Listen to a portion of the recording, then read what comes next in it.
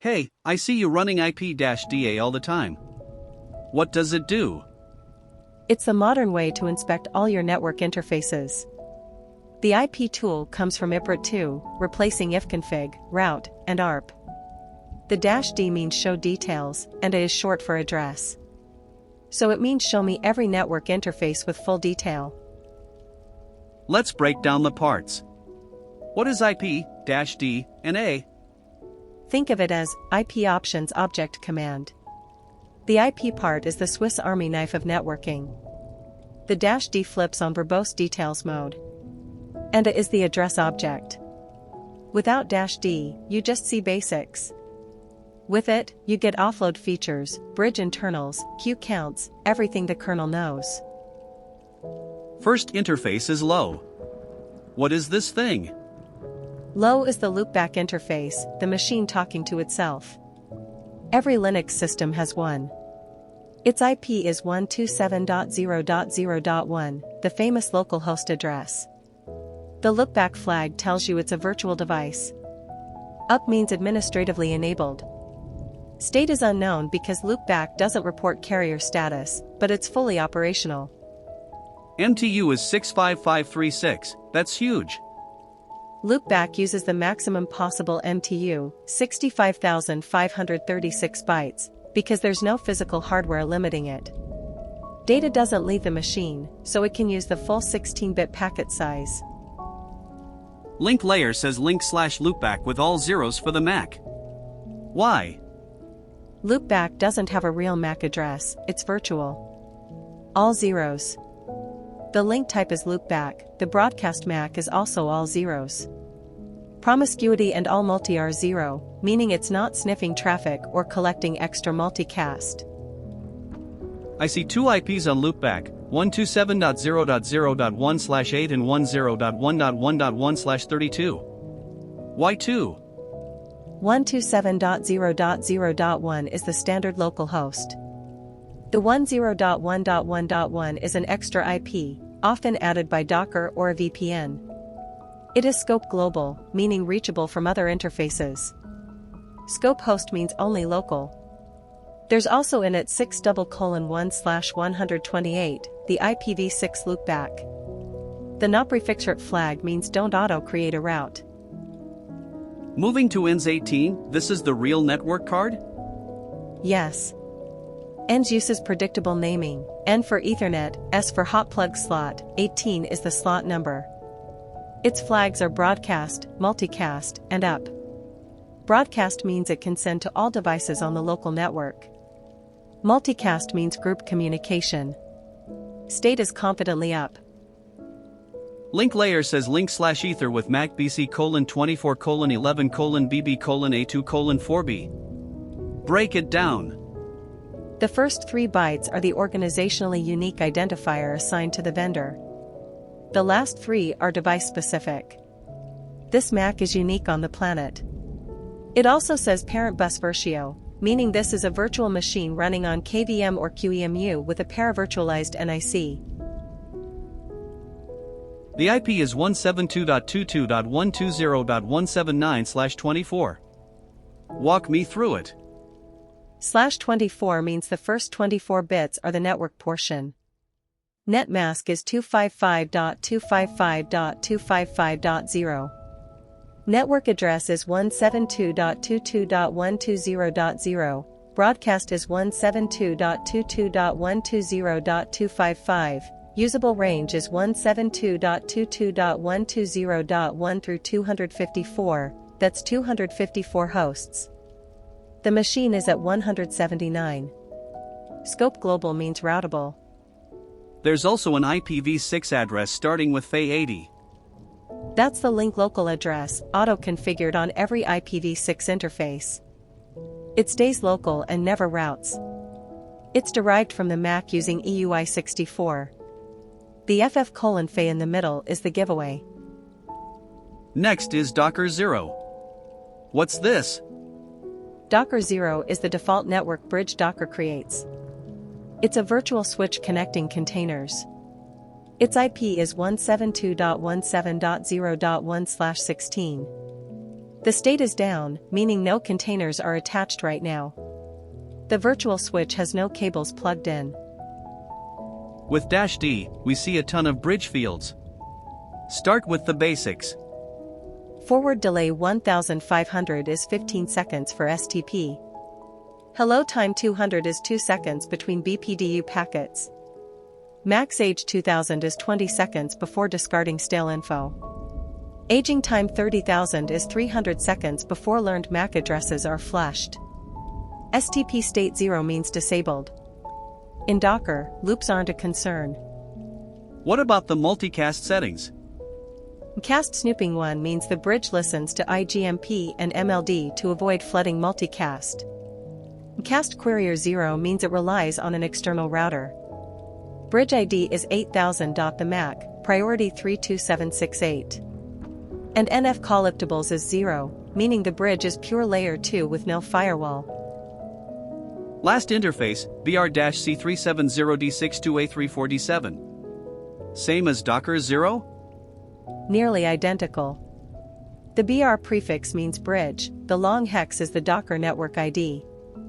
This was created with Docker Network Create. Its IP is 172.19.0.1/16, a different subnet for isolation. Also state down, no containers running. Both Docker bridges are idle. Give me the quick cheat sheet.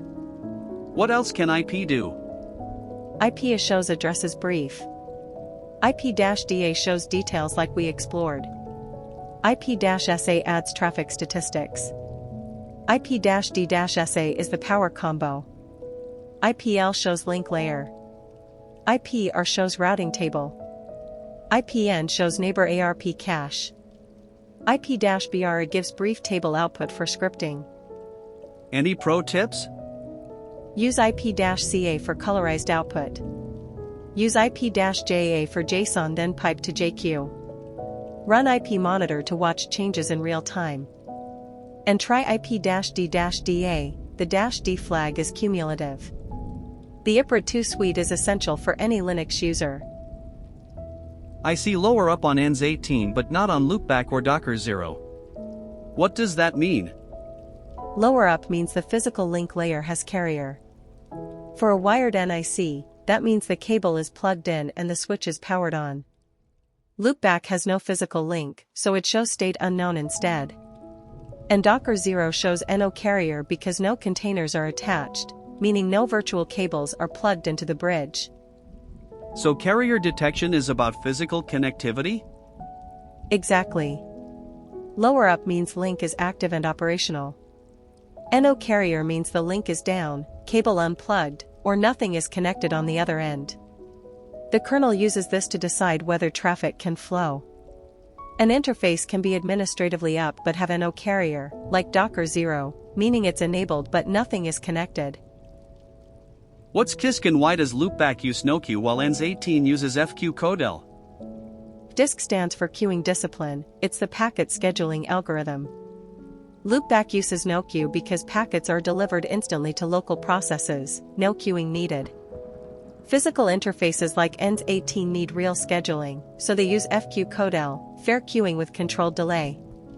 It's a modern AQM algorithm. With -D I see all these extra numbers: limit, flows, quantum, target, interval, memory limit, ECN. What are all these? Those are the FQ Codel tuning knobs.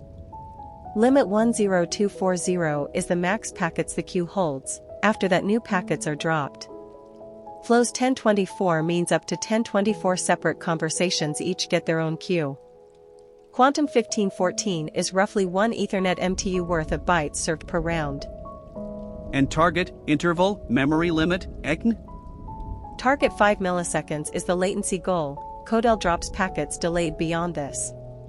Interval 100 milliseconds is the measurement window. Memory limit 32 megabytes caps total RAM used for queuing. ECN means explicit congestion notification, the router marks packets instead of dropping them, letting TCP slow down gracefully.